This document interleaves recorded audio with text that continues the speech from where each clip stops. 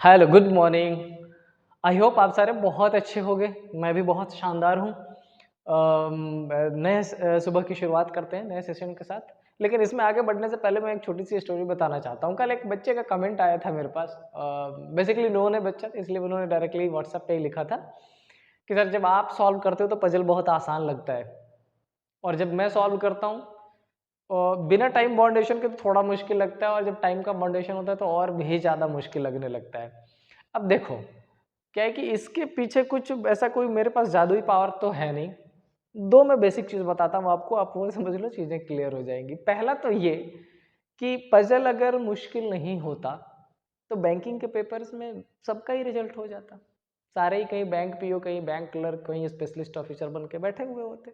नहीं होता है, इसका मतलब पेपर में कुछ तो बात है, कुछ तो वो आपसे मांगता है, रियाज बोलता है, प्रैक्टिस बोलता है। समझ रही बात? तो पेपर मुश्किल है, इट्स ओके। और मेरे को तो ऐसा लगता है कि पेपर जितना मुश्किल होता है पढ़ने वाले बच्चों के लिए वो उतना अच्छा होता है, क्योंकि उसमें जो बोलते हैं ना कि जो क्रीम बच्चे होते हैं वो निकल के आते हैं उसमें। अब बात रही दूसरे चीज़ की, तो दूसरा क्या है वो समझो। अगर बात रही मेरी, तो ऑलमोस्ट 11 to 12 ईयर्स हो गया सेम सब्जेक्ट पढ़ाते हुए। टाइम इतना देने के पीछे का जो फ़ायदा मेरे को अब मिलता है वो क्या, क्योंकि जब मैं महिंद्राज में था, महिंद्राज के बाद मैंने डिफरेंट कंपनी स्विच की, अभी कहीं और हूँ मैं, तो आए दिनों ऑलमोस्ट आप एवरेज मान लो तो एक दिन में 10 क्वेश्चन तो मैं सॉल्व कराता ही हूँ बच्चों का। और ज़्यादातर बच्चों का डाउट्स अगर आता है तो पजल में ही आता है। तो अगर मैं एक दिन में 10 क्वेश्चन सॉल्व कर रहा हूँ तो आप खुद ही आइडिया लगा लो कि 11 to 12 ईयर्स में मोर देन 20,000 क्वेश्चन सॉल्व कर चुका हूँगा। तो कहीं ना कहीं दिमाग में एक कॉन्सेप्ट बैठ गया है कि किस पर्टिकुलर क्वेश्चन को किस पैटर्न पे सॉल्व करना है, कौन से डेटा का कैसा यूज़ करना है। समझ आई बात? इसीलिए मैं कहता हूँ कि आप भी ज़्यादा से ज़्यादा रीजनिंग का प्रैक्टिस करिए, नंबर ऑफ क्वेश्चन सॉल्व करिए। कहाँ से क्वेश्चन बन के आएगा, क्या कॉन्सेप्ट आएगा, यही सारे कॉन्सेप्ट है जो रिपीट होते जा रहे हैं।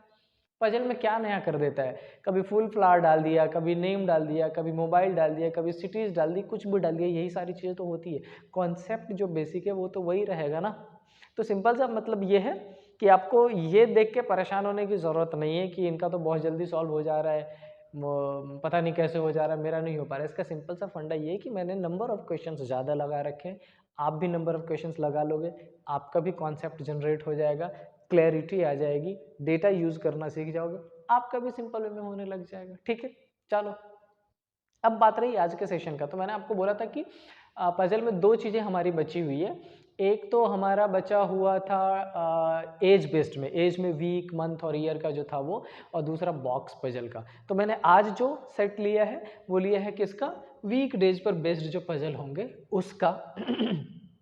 देखो, वीक डेज बेस्ड पजल में जो बेसिक चीज़ें होती है खास नहीं है। सिंपल सा इन्फॉर्मेशन कैसा होगा कि there are 7 person born in 7 different days, there are 7 person working in a company जिसकी छुट्टियां वीक के इन 7 दिनों में होती है। और नॉर्मली क्वेश्चन में मेंशन कर दिया जाता है कि this week will start from Monday to Sunday, Sunday to Monday. कोई भी दिन एक इनिशियल दे दिया जाएगा और एक एंड का दे दिया जाएगा, ज़्यादातर मंडे टू संडे ही लेते हैं। तो अपन करेंगे क्या, एक अरेंजमेंट कर लेंगे। जैसे फ्लोर में हमने किया था ना, अगर 8 फ्लोर है तो 8 7 6 5 4 3 2, ऐसा ही अपन मंडे ट्यूसडे ऐसा करके एक अरेंजमेंट कर लेते हैं, उससे आपका आसान हो जाता है। बाकी आगे का जो प्रोसेस है वो मैं क्वेश्चन सॉल्व करके आपको दिखाता हूँ कैसे करेंगे। चलते हैं, देखते हैं पहला क्वेश्चन इस पीपीटी में क्या आया है। देखो एक बार ध्यान से, जो फर्स्ट क्वेश्चन है पीपीटी का वो क्या है, लिखा है study the following information carefully and answer the given question. First information क्या है? 7 पर्सन, नंबर ऑफ पर्सन कितने हैं? 7, नेम मेंशन कर दिया, and G have exam on 7 different days. किसकी बात कर दी है? एग्जामिनेशन की बात कर दी है। किस पे? 7 different days of same week starting from Sunday and and पिच के होता है सैटरडे पे। नॉर्मली मैंने आपसे क्या बोला था कि मंडे को शुरू करके संडे को एंड कर देते हैं, अलग अलग कॉन्सेप्ट में। लेकिन आज इन्होंने क्या कर दिया है, ये संडे को शुरू कर रहे हैं और किस दिन को एंड कर रहे हैं? सैटरडे को। तो हमारी पहली रिस्पॉन्सिबिलिटी क्या बनती है कि हम ऐसा लिख लें इसको, ये संडे, उसके बाद Monday, Tuesday, Wednesday, Thursday, Friday and Saturday as per given information हमने उसको अरेंज कर दिया। ठीक, अब आगे देखिए क्या लिखा है। More than 3 persons has exam before E. अब समझो, आपसे कह रहा है कि देखो आप इन 7 दिनों में ई की पोजीशन ऐसी जगह पर रखें कि उससे पहले 3 से ज़्यादा लोगों का हो। 3 से ज़्यादा लोगों का, मोर देन 3 का मतलब है कि मिनिमम 4 होने चाहिए, 5 होने चाहिए, 6 होने चाहिए। अगर मैं ये बोलूं कि इस क्वेश्चन को अगर अपन यहीं से सॉल्व करना शुरू कर लें तो इसमें कुछ अजम्पशन बन जाएंगे, और अजम्पशन बनाने से बिल्कुल परेशान नहीं होना है। वो जो क्वेश्चन का आंसर मैंने दिया, मैंने उसमें एक चीज़ मिस कर दी है, वो ये कि मेरे जो क्वेश्चन इजीली सॉल्व हो जाते हैं उसके पीछे एक बड़ा रीजन ये है कि मैं अजम्पशन बनाने से डरता नहीं हूँ। जितने क्वेश्चन अजम्पशन 3 बने, 2 बने, 4 बने, मैं 4 भी बना देता हूँ। जल्दी बनता है, क्लैरिटी के साथ बनता है। अब क्या बोला है कि more than 3 person has examination before, E से पहले 3 से ज़्यादा है, तो 1 2 3 4, एटलीस्ट ये तो छोड़ना ही पड़ेगा। ई की पोजीशन ये ली और ई की पोजीशन ले ली, तो ई से पहले कितने हो गए? 4, 3 से ज़्यादा हो गए। इस वाले कंडीशन में देखें तो ई की पोजीशन अपन चाहे तो यहाँ ले सकते हैं। ई से पहले कितने हो गए? 5। और अगर इस कंडीशन में देखें तो ई से पहले कितने हमने ले लिए? बचे हुए सारे के सारे कितने? 6। एक में ई से पहले 4, एक में ई से पहले 5 और एक में ई से पहले 6। क्योंकि इन्होंने इन्फॉर्मेशन में क्या दे रखा है कि ई से पहले कितने हैं? मोर देन 3, एंड मोर देन 3 का मतलब 3 से ज़्यादा, मतलब 4 5 6, जो मना है वो ले लीजिए। तो मैंने 3 बन सकता था, 3 अजम्पशन बना दिए। आगे देखते हैं क्या लिखा है। जी हैज़ एग्जाम बिफोर डी। कह रहा देखो इस जी के पास डी से पहले है, ऊपर रखना पड़ेगा। And only 2 people has exam between them, और इन दोनों के बीच में कितने लोग हैं? 2 लोग हैं। तो बेसिकली आपसे क्या कह रहा है? आपसे इसने बोला ये कि देखो इस जी और डी की अरेंजमेंट ऐसे करो, जी को ऊपर रखो, क्लियरली मेंशन है जी हैज एग्जाम बिफोर डी, जी को ऊपर रखना है, डी को नीचे रखना है, और इन दोनों के बीच में कितने हैं? ओनली 2, मतलब 2 लोगों को इनके बीच में आपको पुट करना पड़ेगा। लेकिन क्या है बच्चों कि इनको यहाँ पे कहाँ रखें? अभी सपोज कर लो जी रख ले, 1 2 डी हो जाएगा। जी यहाँ पर पॉसिबल नहीं क्योंकि 1 2 डी नहीं होगा, बट जी यहाँ रख ले 1 2 डी, इधर पॉसिबल हो जाएगा। जी यहाँ रख ले 1 2 डी, ऐसे ही अजम्पशन कई सारे में बनेंगे। तो अभी छोड़ के आगे चल लेते हैं, आगे देखते हैं एलिमिनेशन में क्या हो सकता है। आगे क्या लिखा है? सी has exam immediate before A. अच्छा क्या कह रहा है? देखो इस सी के पास ना इमीडिएट बिफोर ए है। सिंपल मतलब ये कह रहा है कि देखो इस सी और ए को जहां बिठाओ आपको एक ही जगह बिठाना पड़ेगा, इसके बीच में कोई पर्सन पॉसिबल नहीं है। Done. A and none of them has exam on Monday, और इस दोनों में से किसी का भी एग्जामिनेशन कब नहीं है? मंडे नहीं है। ध्यान से देखिए, सिंप्लीफाई होता जा रहा है क्वेश्चन। कह रहे इन दोनों को एक जगह बैठा, बट मंडे नहीं, मतलब यहाँ पे नहीं रख सकते, यहाँ पे नहीं, ये दोनों तो एलिमिनेट हो गया। मतलब इसका इसके साथ पेयर नहीं बना सकते, ये दोनों नहीं बना सकते, तो दोनों का बचा कहाँ? अपने पास एकमात्र तो बचा ये सी की पोजीशन और ये ए की पोजीशन। इस कॉन्फ़िगरेशन में सी और ए को एक साथ रखना था, दोनों को मंडे नहीं रखना था, वही इंफॉर्मेशन थी अपने पास। अच्छा एक बात बताओ, क्या सी और ए की कंडीशन ये पॉसिबल है? तो आंसर है यस, ये भी पॉसिबल है। मतलब अजम्पशन सी और ए 2 बन सकते थे, 2 बना दिए। इसमें देखो ये एलिमिनेट हो जाएगा, ये एलिमिनेट हो जाएगा, बट ट्यूसडे वेडनेसडे और वेडनेसडे थर्सडे, मतलब सी और ए की कंडीशन या सी और ए की कंडीशन यहाँ भी पॉसिबल है। इस वाले कॉन्फ़िगरेशन में बहुत सारे बनने वाले हैं। आपके पास सी और ए की कंडीशन बन जाएगी, आपके पास सी और ए की कंडीशन, और आपके पास सी और ए की कंडीशन, इतने सारे हैं। मतलब अभी फिलहाल की जितने पोजीशन है उसमें अज्यूम करना थोड़ा मुश्किल है, तो मैंने यहाँ पर रख दिया है इसको। जब मौका मिलेगा अरेंज कर देंगे, और मौका मिलेगा तुरंत कनेक्टिविटी बनेगी आपकी। आगे देखिए क्या लिखा है। B has exam immediate before F. अब इन्होंने क्या कह दिया कि देखो इस बी और एफ को भी एक ही साथ बिठाओ, इनके बीच में भी कोई नहीं आ सकता।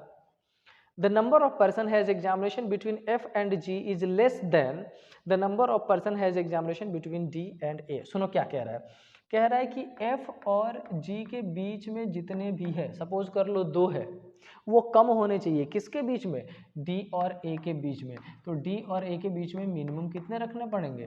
3। सिंपल सा ये कह रहा है कि आप F और G को पोजीशन ही वैसी दो जहां पर उन दोनों के बीच में जितने पर्सन है उससे एटलीस्ट एक ज़्यादा, 2 ज़्यादा, 3 ज़्यादा, किसके बीच में आना चाहिए, वो डी और ई के बीच में होना चाहिए। अब देखो इतनी इन्फॉर्मेशन अपने पास थी, हमने इसको यहाँ पर पुट किया जो पॉजिटिव था, नेगेटिव कोई इन्फॉर्मेशन ही नहीं है, एक इन्फॉर्मेशन है बस कि सी और ए मंडे को नहीं आ सकते, बाकी की अरेंजमेंट अब आपको देखनी पड़ेगी। ठीक है, चलो अब सबसे पहले वाले से एलिमिनेट करना अपन क्या करते हैं, शुरू कर लेते हैं। सबसे फर्स्ट से कैसे एलिमिनेट करेंगे, हमारे पास जितनी इन्फॉर्मेशन है, एक इसकी है और दूसरा बी और एफ की है, और तीसरी इन्फॉर्मेशन किसकी है, जी और डी की है।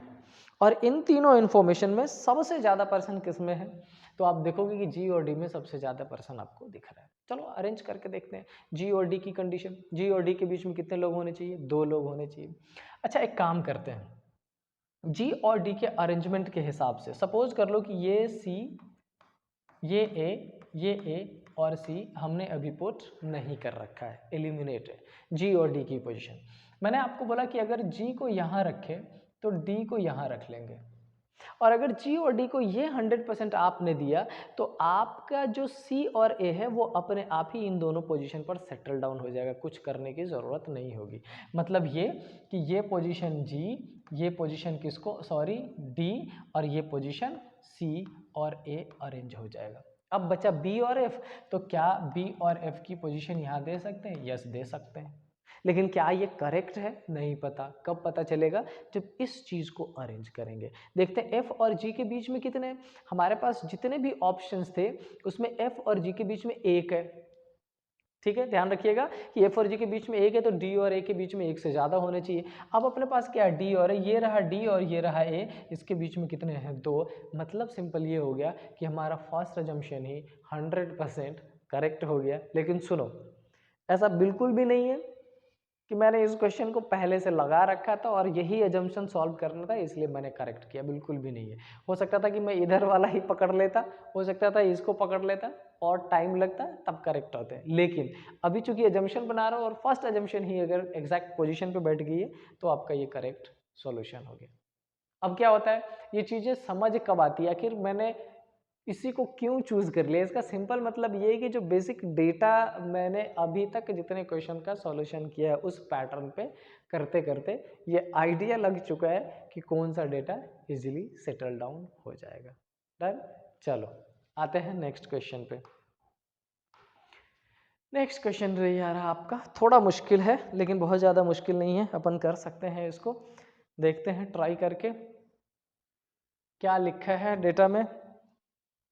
सबसे पहले क्या लिखा है, अच्छा ये न केवल डेज है बल्कि डिफरेंट वेरिएबल्स भी है, तो थोड़ा सा आपको एक्स्ट्रा केयरफुल रहना पड़ेगा इसमें। क्या लिखा है इसमें, स्पीच है, डांस है, singing, karate, abacus, drawing and poetry were held in school from Monday to Sunday. Monday to Sunday का मतलब ये अभी पुट कर लेते हैं अपन, कौन सा, ये Monday, Tuesday, Wednesday, Thursday, Friday, Saturday and Sunday. Done, चलो अब आगे क्या लिखा है इसमें, one competition was held on each day, पता ही है। More than 3 competition were held after speech competition. देखो फिर से ध्यान से कह रहा है कि स्पीच कंपटीशन के बाद 3 से ज़्यादा कितने, 4 भी, 5 भी, 6 भी, किसके बाद, स्पीच के बाद। तो स्पीच को अपन कौन कौन सा पोजीशन दे सकते हैं। अच्छा एक बात बताओ, क्या स्पीच को ये पोजीशन दे सकते हैं, इसके बाद ये 1 2 3 4 5 6, इन्होंने मोर देन 3 बोला, हमने तो 6 ही कर दिया। चलो क्या स्पीच को ये पोजीशन दे सकते हैं, यहाँ पर 1 2 3 4 5, वो भी हो गया। क्या स्पीच को ये पोजीशन दे सकते हैं, यहाँ पे 1 2 3 4, इन्होंने बोला था मोर देन 3, हमने कर दिया मोर देन 3। हमने एक में 4 ले लिया, एक में 5 ले लिया, एक में 6 ले लिया, 3 अजम्पशन बनेंगे, इसमें से कोई एक्यूरेट हो जाएगा। और आप इसमें से बोलो कि सर पहले ये सॉल्व करो, वही कर लेंगे, पहले ये करो वही कर लेंगे, पहले ये करो वही कर लेंगे, जो बोलो वही कर लेंगे, क्योंकि अपने को सीखना है। मेरा जो मेन एम है यहाँ पजल सॉल्व करने का, इसका मतलब ये नहीं कि मेरे को सॉल्व करके जल्दी से ख़त्म कर लेना है। मेरे को ये दिखाना है कि आप जिस पैटर्न से सॉल्व कर रहे हो, मैं जिस पैटर्न से सॉल्व कर रहा हूँ, अगर मेरे वाले पैटर्न से क्वेश्चन जल्दी सॉल्व हो रहा है, डेटा आसानी से पुट कर पा रहा हूँ मैं, तो आप उस पैटर्न को फॉलो करिए। अगर आप वाला ज़्यादा आसान है, ज़्यादा जल्दी कर पा रहे हैं, तो इससे बेहतर क्या हो सकता है। ठीक है, आगे देखते हैं क्या लिखा है। Only 2 competition were held between speech and drawing. कह रहा स्पीच एंड ड्राइंग के बीच में 2 है, तो 1 2 ये किसका हो जाएगा, ड्रॉ का। अब आप बोलोगे मैंने नीचे क्यों काउंट कर दिया, ऊपर क्यों नहीं, तो ऊपर 1 2 बेटा काउंट करने के बाद अपन नहीं जा सकते।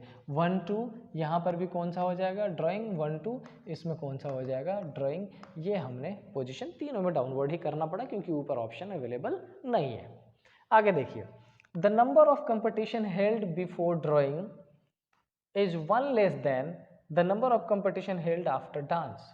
कह रहा है कि डांस के बाद जितने हैं ड्राइंग से पहले उससे एक कम है। अच्छा, ड्राइंग से पहले कितने हैं, 1 2 3 4 5, तो डांस के बाद कितने होने चाहिए, 6। इसका मतलब ये पोजीशन किसको देना पड़ेगा आपको, डांस को। क्या 100% हो गया सेटल डाउन। क्या लिखा है ध्यान से पढ़ लेते हैं। The number of competition held before drawing, drawing से जो पहले है वो 1 लेस देन, एक कम है, किससे, competition held after dance, dance के बाद। तो डांस के बाद 6, ड्राइंग के पहले 5। अच्छा, इसमें ड्राइंग के पहले कितने, 1 2 3, मतलब डांस के बाद कितने होने चाहिए आपके पास, 4। तो 1 2 3 4 ये पोजीशन किसकी हो जानी चाहिए, डांस की। इसमें ड्राइंग से पहले कितने हैं, 1 2 3 4, तो डांस के बाद कितने होने चाहिए, 5। 1 2 3 4 5, क्या डांस की पोजीशन यहाँ पुट कर सकते हैं, नहीं। तो एक अजम्पशन हमारा क्या हो गया, एलिमिनेट हो गया। अच्छा, इस क्वेश्चन में मैंने बस एक चीज़ पिछले क्वेश्चन से डिफरेंट कर रहा हूँ कि मैं किसी एक अजम्पशन को सॉल्व ना करूँ ताकि आपको ये ना लगे कि यही वाला करेक्ट हो गया, दूसरा तो गलत हो सकता था। मैं दोनों को साथ साथ सॉल्व करते चलूँगा ताकि आपको आइडिया लगे कि हाँ कैसे अजम्पशन अपन बना रहे हैं। आगे क्या लिखा है, only 1 competition was held between poetry and karate. अच्छा, ये पोएट्री एंड कराटे के बीच में, पोएट्री एंड कराटे के बीच में एक है, लेकिन बेटा इसमें से कौन सा पहले आएगा कौन सा बाद में आएगा इसकी इंफॉर्मेशन गिवन नहीं है। आगे क्या लिखा है, abacus and karate competition were held on consecutive days. अच्छा, कराटे एंड एबेकस एक साथ है। अब अगर इस कॉन्फ़िगरेशन में देखो तो कराटे और एबेकस, अगर आप यहाँ पर चाहो कराटे तो ये एबेकस, और अगर आपने यहाँ पर ले लिया कराटे तो ये एबेकस, और उसके रिस्पेक्ट में किसकी पोजीशन हो जाएगी, पोएट्री की। क्या पोएट्री और कराटे के बीच में पहले कौन आएगा, ये गिवन है, नहीं, बोला है एक है। क्या ये गिवन है कि इस दोनों में से पहले कौन होगा, नहीं, बस गिवन है साथ में है। अच्छा, इस वाले कॉन्फ़िगरेशन में एलिमिनेशन हो जाएगा। अगर आप यहाँ पर पोएट्री रखो तो ये पोजीशन कराटे के लिए अवेलेबल है, फिर बीच में एबेकस हो जाएगा, या यहाँ पर पोएट्री रखो तो ये कराटे के लिए, तो ये पोजीशन किसके लिए हो जाएगा, एबेकस के लिए। मतलब एबेकस का तो 100% क्लियर ही है। चलो लास्ट लाइन पढ़ के इसमें अजम्पशन बना लेते हैं। आगे क्या लिखा है, आगे लिखा है इसमें क्या, singing and speech competition were not held on consecutive days. Singing और स्पीच एक साथ नहीं है। अब देखो कैसे एलिमिनेशन होता है, इसमें कैसे करेक्ट होगा, इसमें कैसे एलिमिनेट होगा। जब मैंने एबेकस यहाँ पुट कर दिया तो आपका ये जो था क्या था, ये पीओ से मैंने क्या लिख दिया है, पोएट्री। मान लो हमने पोएट्री यहाँ पे पुट कर दिया और कराटे मैंने यहाँ पे पुट कर दिया, तो सिंगिंग के लिए यही तो ऑप्शन बचा। लेकिन सिंगिंग के लिए जो ऑप्शन बचा बच्चों, ये सिंगिंग के लिए स्पीच के आसपास है, और इन्होंने मेंशन कर दिया कि वो उसके साथ आ ही नहीं सकता। अगर नहीं आ सकता तो सिंगिंग और स्पीच के एक साथ होने की वजह से ये भी तो गलत हो गया, तो बचा कौन, ये वाला।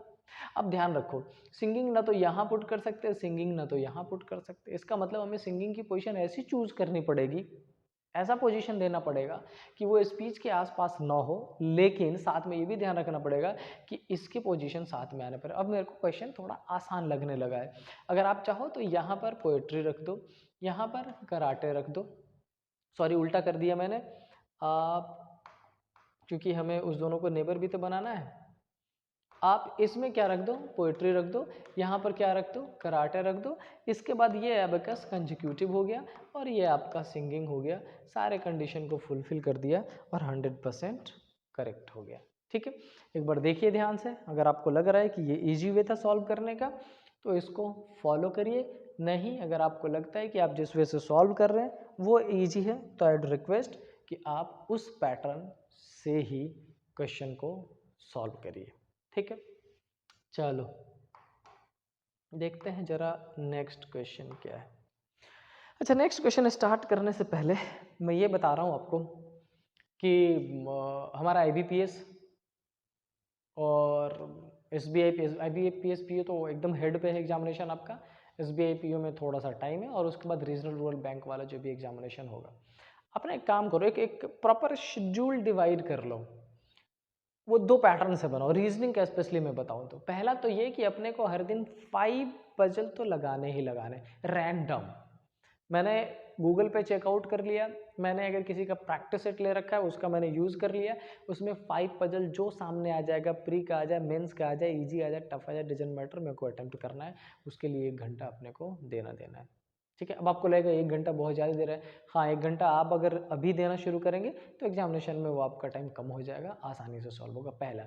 दूसरा, एक प्रैक्टिस सेट, और प्रैक्टिस सेट फुल, मतलब मैथ्स भी, रीजनिंग भी और इंग्लिश भी, वो लगाना शुरू करिए।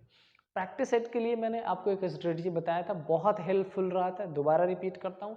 पहले प्रैक्टिस सेट टाइम बाउंड मत लगाओ, ऑफलाइन सेट लगाइए, ताकि आपको वो पूरे 100 क्वेश्चन अटेम्प्ट करने हैं, 35 मैथ्स के, 35 रीजनिंग, 30 इंग्लिश के, जितना टाइम लग जाए, 1.5 घंटे, 2 घंटे, ठीक है।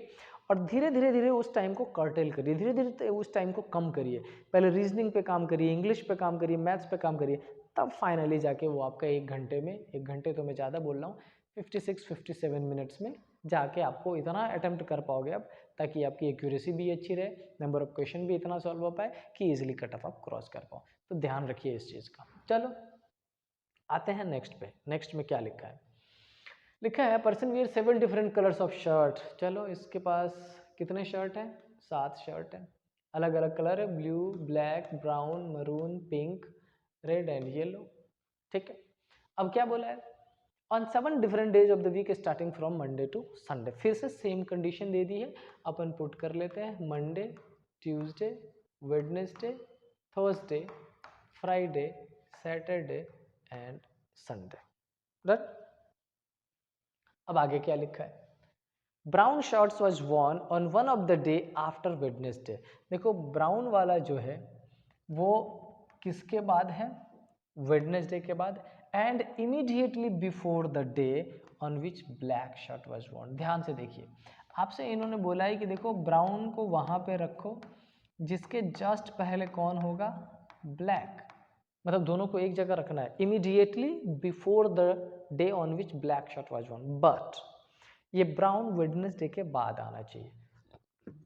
इसका मतलब क्या कह रहा है ये आपसे? इसका मतलब ये बोल रहा है आपसे कि आप चाहो तो ब्राउन और ब्लैक को यहाँ पुट कर लो, एक अजम्पशन।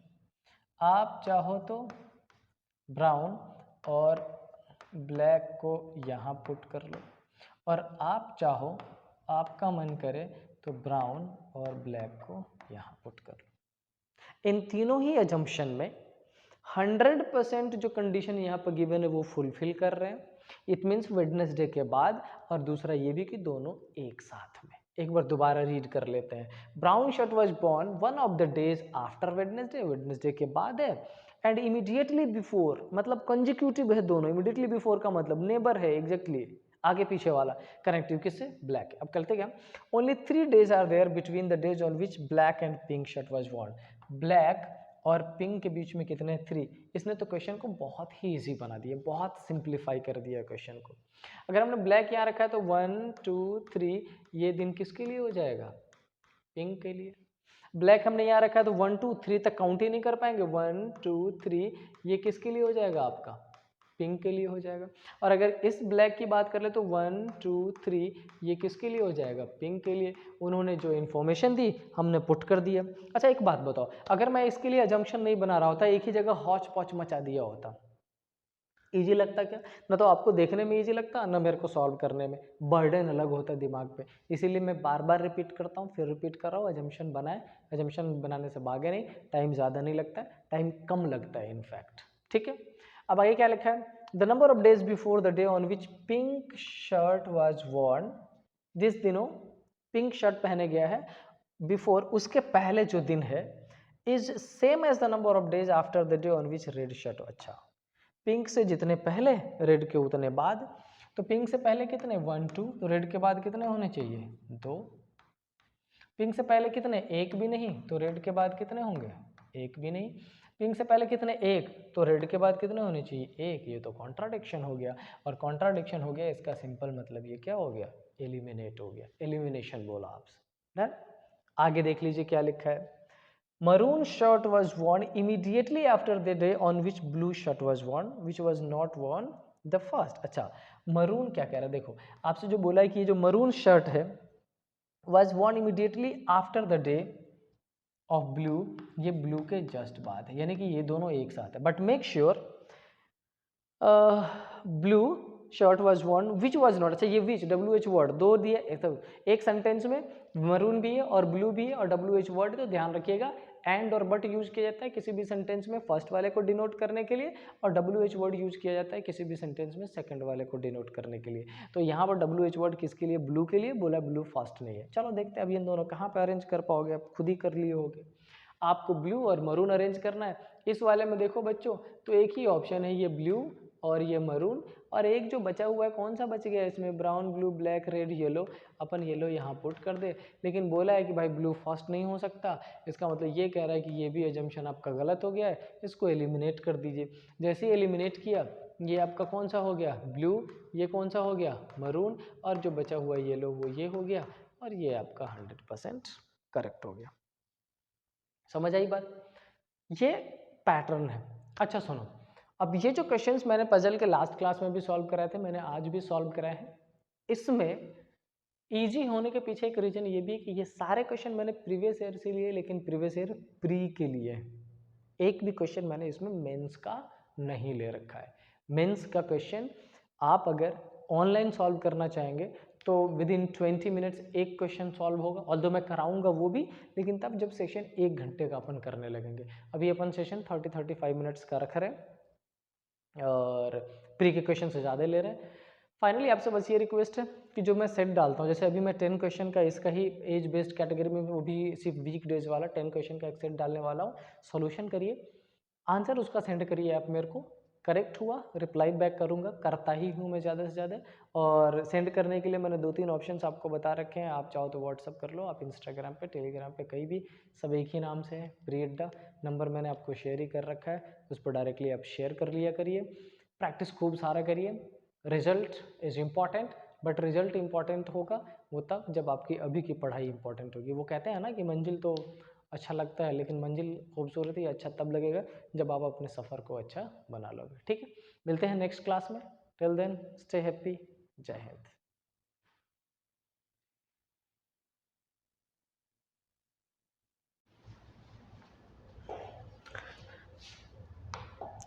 एक इम्पॉर्टेंट बात और, चूंकि अपन सेम चैनल पे रीजनिंग बैंकिंग का भी पढ़ रहे हैं, और मेरा जो एक्सपीरियंस रहा है सी सेट वाला, अपन सी सेट का भी पढ़ रहे हैं. तो कल से 2 डिफरेंट क्लास डिफरेंट टाइम पे आनी शुरू हो जाएगी. जो बैंकिंग वाला रीजनिंग है, जो हमेशा आता रहा है सुबह में 8 बजे, वो सुबह में 8 बजे ही आता रहेगा. आज भी आया, कल भी आया, आता रहेगा. सी सेट का जो सेट होगा वो शाम को 7 बजे डालना मैं शुरू करूँगा.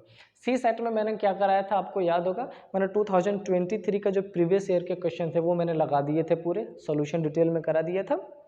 उसके कराने के पीछे का जो रीज़न था मैंने आपको वो भी बताया था. उसको मैंने बेसिकली इसलिए कराया था ताकि आपको ये समझ आने लग जाए कि क्वेश्चन का पैटर्न क्या होता है, किस बेसिस पे सॉल्यूशन उसका करना होता है, और उसमें कौन कौन से चैप्टर है लॉजिकल रीजनिंग के जो आते हैं. और हमने कोई 10 से 11 टॉपिक निकाले लॉजिकल रीजनिंग का, जिसको सी सेट टच करती है ना. पहला हमने उसमें से जो कल डिसाइड किया था वो ये कि डाइस क्यूब पढ़ेंगे, और क्यूब के साथ क्यूबॉइड के सेक्शन को भी अपन टच करेंगे. ऑल्दो उसके बाद alphabetical series, blood relation, coding decoding, statement assumption, बहुत सारे डिफरेंट सेक्शंस हैं, उसको भी अपन सॉल्व करेंगे साथ साथ में. और हाँ, जो इम्पोर्टेंट ये था वो ये कि अगर रीजनिंग की बात करो और आप साथ में दोनों ही लेक्चर मेरे अटेंड कर रहे हो, बैंकिंग वाला भी और सी सेट वाला भी, तो आप साथ में ये ध्यान रखना कि दोनों के पैटर्न, दोनों के क्वेश्चन का लेवल, दोनों के क्वेश्चन का जो मार्किंग होता है, वो सारी चीज़ें बहुत ज़्यादा डिफरेंट है. जहाँ सी सेट में आपसे एक बहुत ही काम एंड कंपोज्ड दिमाग चाहिए होता है, जहाँ पे आप टाइम लेके पूरा डेटा को पढ़ो आराम से, उसमें से जो निकलने वाला है उसको कंक्लूड करो.